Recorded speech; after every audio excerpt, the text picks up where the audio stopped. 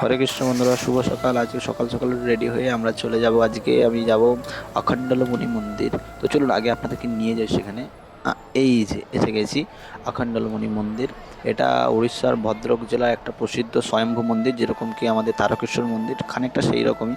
তো যাই হোক, তারপর দেখতে পাচ্ছেন এখানে বাবার ভোগ রেডি হচ্ছে। এখানে বিশেষ ভোগ, এখানে একটা মানে ভোগের খুব মানে প্রচলন রয়েছে।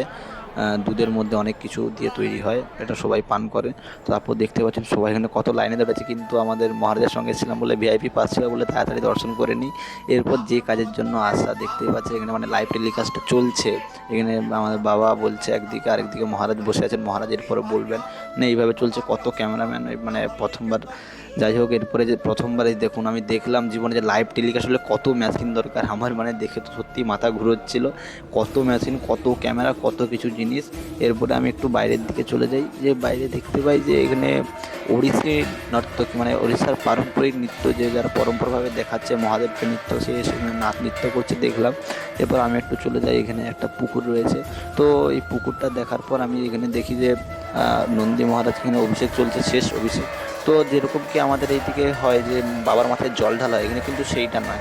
এখানে প্রায় সবাই মানে অনেক ঘি এনে বাতি জ্বালে, এবং সেখানে বাতিটা জ্বেলে মহাদেবকে উৎসর্গ করে, এটাই হচ্ছে এখানে প্রসিদ্ধতা।